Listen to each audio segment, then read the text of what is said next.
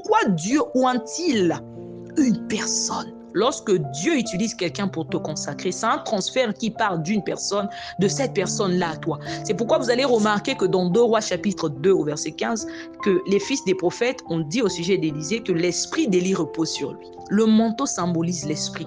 C'est un transfert. Lorsqu'Élie est arrivé, qu'il a jeté sur lui son manteau, c'est un transfert qui est parti d'Élie à Élisée. Au verset 21, la Bible nous dit, après s'être éloigné d'Élie, il revint prendre une paire de bœufs qu'il offrit en sacrifice avec l'attelage des bœufs.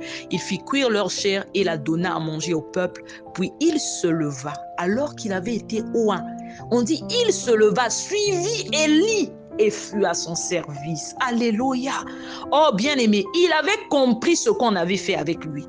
Pourquoi Dieu oint-il une personne? La réponse se trouve au verset 21. Puis il se leva, suivit Élie et fut à son service alors qu'il avait été oint. Je vous avais dit que tu ne peux pas servir Dieu si tu n'es pas prêt à servir un homme. On nous dit d'Élisée qu'il versait de l'eau sur les mains d'Élie. Amen. Il était au service d'Élie, mais il servait Dieu. Pourquoi Dieu consacre-t-il une personne? La Bible déclare dans Jérémie chapitre 1 au verset 5 qu'avant que je t'eusse formé dans le ventre de ta mère, je te connaissais.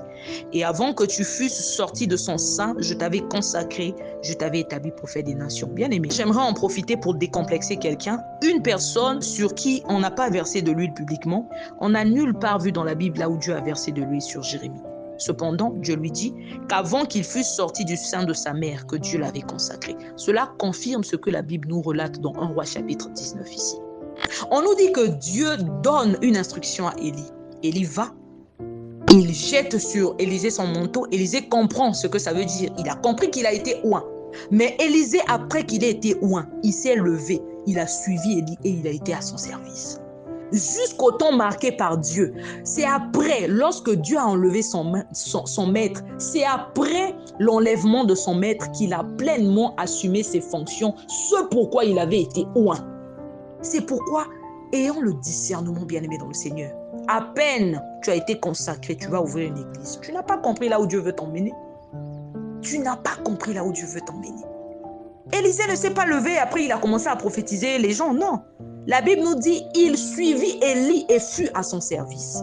Dieu avait envoyé Élie de oindre Élisée pour prophète à sa place. Dieu avait donné ce détail. Oins-le pour prophète à ta place. Il avait été oint pour faire ce que Élie faisait, pour seconder Élie. Et il est resté au pied de son maître jusqu'à ce que son maître a été élevé.